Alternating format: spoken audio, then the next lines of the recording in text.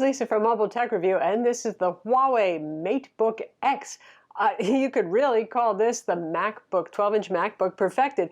A little bit bigger screen here, that same kind of sturdy build. Embarrassingly, as if MateBook and MacBook didn't sound enough alike, it's available in space gray, they really do call it that, and rose gold or prestige gold, your choice of those three. Super duper rigid, full Intel Core i5 and i7 CPUs inside. This is not a Core M or Core Y CPU. So a lot of horsepower in a 1.05 kilogram package, which is about 2.2 pounds. You're looking at it now. Well, isn't this a pretty piece of technology, right? Starts at $1,100 bucks, $1,099, and that's with a Core i5, 8 gigs of low-power DDR3 RAM, and a 256 gig PCIe NVMe SSD. That's not bad, right? And it's $1,300 bucks if you want to move up to a Core i7 and 512 gig SSD. Still 8 gigs of RAM inside. This is one solid metal product. It really is a dead ringer for the 12-inch MacBook in that respect, and that's not a bad thing. You got beautiful touches like the chamfered edges on it, a little bit of contrasting line, just nicely put together. It's quality looking hardware. And again, for the price, especially when we looked at products like the Asus ZenBook 3, the UX390UA, which were considerably more expensive when they were released, this isn't a bad buy at all. What's even more special, full Intel Core i5 and i7 CPUs, the i5-7200U and the i5-7500U. So those are 7th gen CPUs. Will it be updated to the 8th gen CPUs? Maybe at some point, I don't know. That's pretty powerful stuff. Usually in the laptop this small, 12.2 millimeters thin, you're going to find a Intel Core M CPU, the low power ones.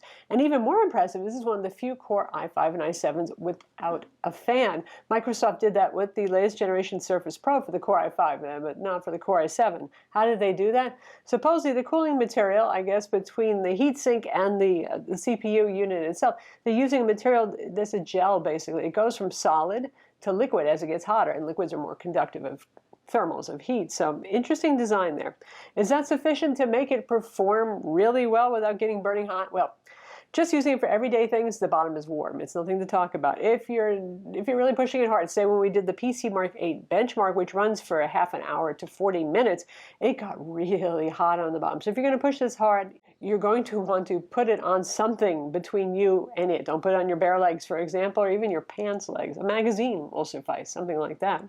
So yeah, there are some challenges there to having no fan inside something this thin, this small, this light, and coated in metal as it is. In the benchmarks, and you can see the graph here, it did well in PC Mark 8. That's a very respectable score. But if you look at the CPU core speed there, that's the one in the purple line there, you can see it going up and down, up and down, and up and down a lot, where it's usually much more of a continuous solid line on a larger, even dual-core 15-watt laptop like this, your typical Ultrabook. So clearly it's doing a little bit of throttling in between as often as it can, but it still manages to put out the performance there. And using it, it didn't seem laggy at all. So there you have it, the price you're going to pay for this kind of miniaturization and for getting a more powerful CPU in a silent design. It's a bit port constrained, as these small guys usually are. It's doing a little bit better than the 12-inch MacBook, though, because it has 2 USB-C ports. Those are 3.1 USB Gen 1, so no Thunderbolt or anything like that. There's really not enough room for the Thunderbolt daughter card that would be put inside of here. One of those is used for charging, and it comes with a little, kind of like a big version of a smartphone USB-C charger.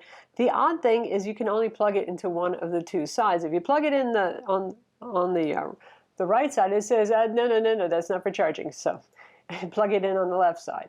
As USB peripherals go, you can plug those in on either side, though. That's just a little bit of weirdness there.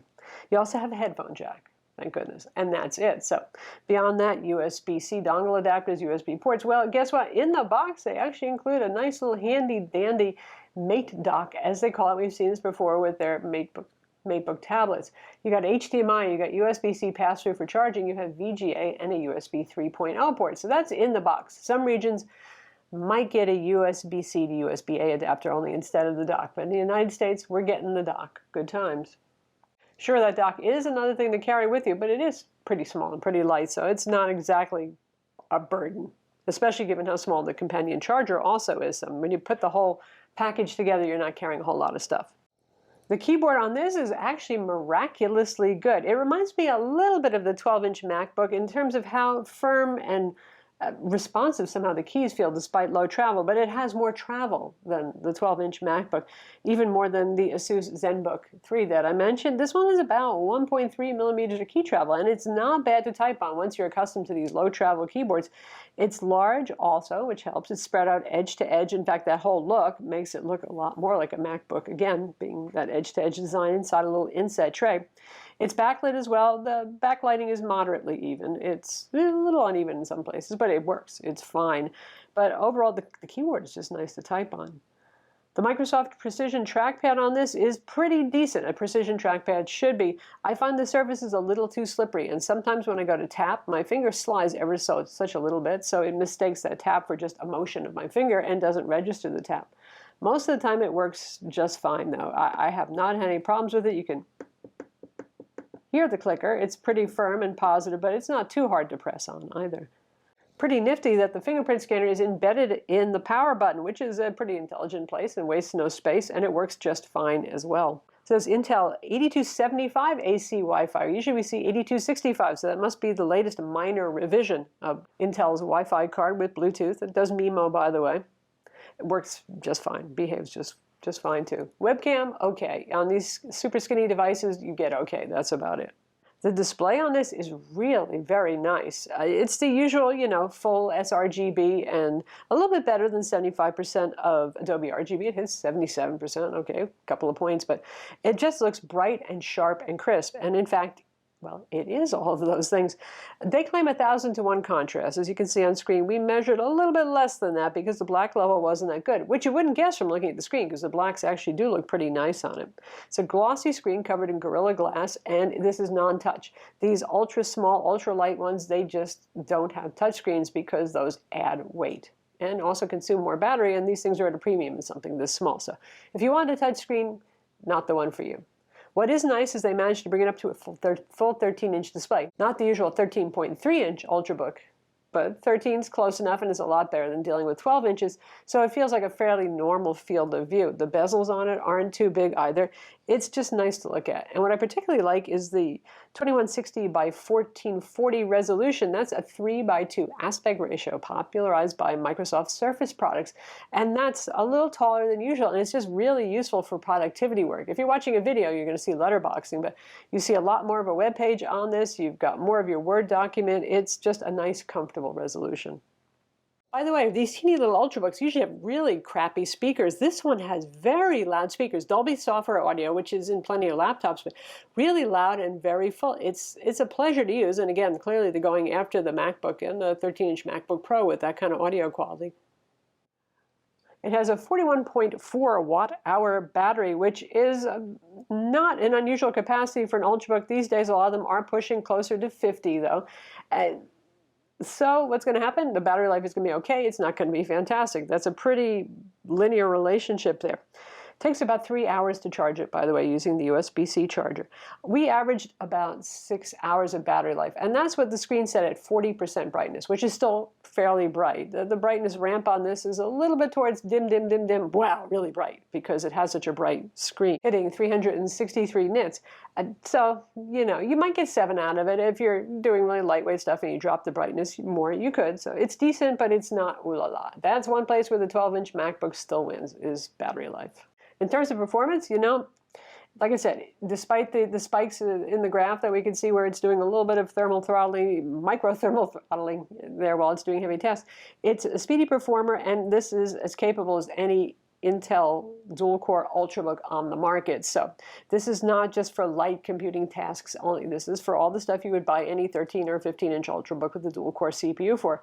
Your MS Office, you're surfing the web, sure, those things are easy, but you can do Photoshop on this, you can do Lightroom on this with the Intel HD 620 graphics. It's perfectly adequate for that. Video editing, yeah, I like to have a dedicated GPU if I could, but you know, you get the idea.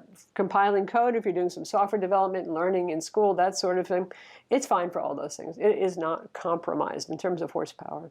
So what's inside and how hard is it to get there? Well, it fits really tightly together. That's part of that premium looking seamless kind of design.